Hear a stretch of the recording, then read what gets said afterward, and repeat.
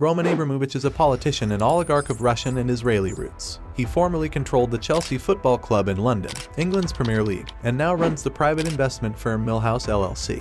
He is a dual citizen of Russia and Israel. So, what's the catch about this man?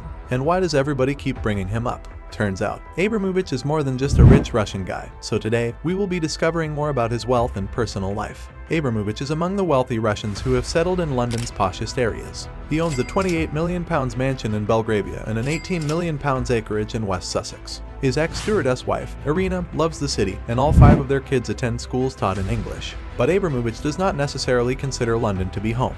He also owns a £10 million sim. Tropa's property, 2 superyachts, and a Boeing 767. He once stated, "I made my home on a jet. I enjoy vacationing in London. My top 2 alternatives to Moscow for permanent residence are London and New York.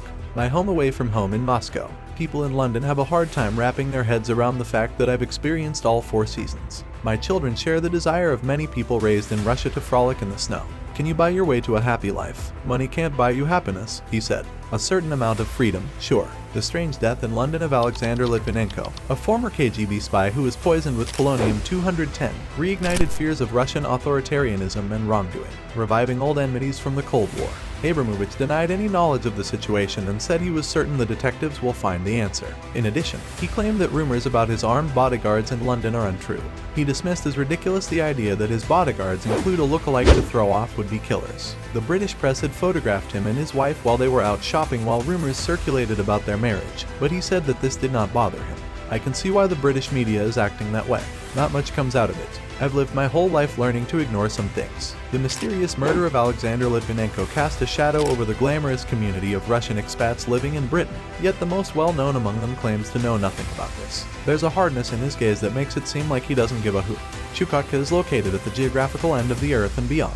Even Russians require a visa to travel to this country, which is located in 9 time zones and 4,375 miles east of Moscow. After 2 years of the Soviet Revolution, a small group of Bolsheviks made it to the frozen waste, where local capitalists promptly shot them dead upon hearing the news that private businesses were now state property. However, communism did finally take hold, and so the region, only 24 miles across the Bering Strait from Alaska, became ground zero in the Cold War. Chukotka experiences temperatures as low as 60°C during its 9-month winter since it is directly on the Arctic Circle. With only 50,000 people and thousands of miles of nothingness, it is one of the most inhospitable settings on Earth. Unpaid wages and widespread hunger plagued the 90s, forcing many to starve or travel across kilometers of the tundra for a few scraps of seaweed or whale fat. The citizens of Chukotka, it is said in jest, think Siberia would be a nice destination to take a vacation because it is a post-Soviet pit of despair. It's hard to believe that Abramovich's first pet project with his enormous money was a team of spoiled millionaires playing a game they don't even care about. He was a rubber duck salesman and former student who arrived in Russia after making a fortune as a protege of Boris Berezovsky, a businessman who profited from the privatization of public assets in Russia. When Abramovich's mentor, Boris Berezovsky, ran afoul of Putin, Abramovich stepped in to buy his shares in Sibneft, Russia's largest oil company, and Aeroflot, the country's largest airline. His business rivals accused him of being dishonest, and he was probed by the government once, but the accusations against him never stuck. After first visiting Chukotka in the fall of 1999, he quickly became the region's representative in the Russian parliament and then ran for governor.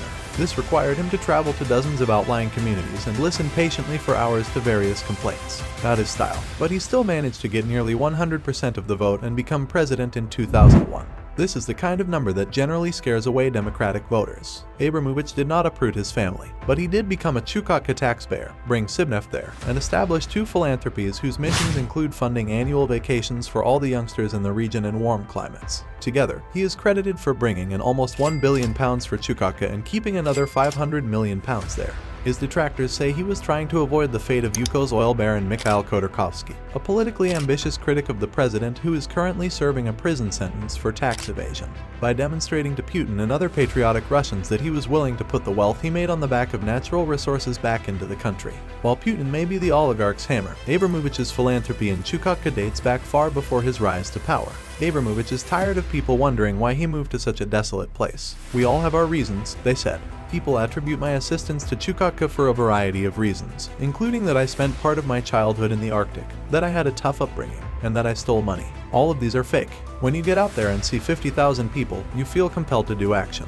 I've never seen anything worse in my life than what I saw there. Do all billionaires have a responsibility to make charitable donations? If you care about getting along with everyone, then sure. But charity is a tricky business with many moving parts. Find a place where your efforts will make a difference that you can see and experience. Giving to charity is not like taking care of pigeons. It's a procedure that needs to be overseen by experts. Only the most hard-hearted cynic could fail to be impressed by the findings. Abramovich's press office claims that 18 new schools have been constructed, and another 18 have been reconstructed, with students receiving upgraded technology, updated textbooks, free lunches, and access to counseling services. The endangered Chukchi and Inuit languages and cultures are now required course material. A total of 28 medical facilities have been built. The regional capital of Anador features multiple theaters, hotels, museums, grocery stores, and a community center. In honor of Abramovich's trip to Oktoberfest in Munich 5 years ago, there is a restaurant decorated in traditional German style. He has a regular spot at the bar's corner table and enjoys a game of billiards on the second floor. The office asserts that Chukotka now has the highest birth rate in Russia and the longest life expectancy in Russia, having climbed by 3 years. Chukotka now has one of the finest records of any area in the country, having reduced its infant mortality rate by more than half. The youth have been the focus of this massive community effort.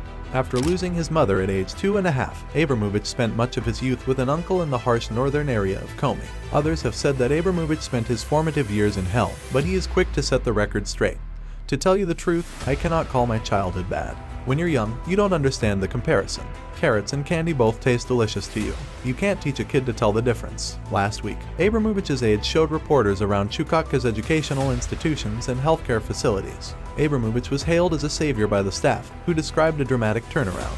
When the governor of Chukotka invited the hospital's head physician, Alexander Maslov, to tour the facility in February 2002, Maslov said he wanted to shoot himself because the conditions were so bad. The walls were crumbling, the ceilings leaked, and the roofs were ancient.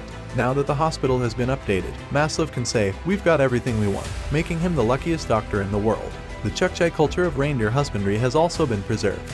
When the reindeer herd was released into the free market, it quickly shrank from 500,000 to 96,000 as animals starved to death and herders lost their livelihoods and turned to alcohol.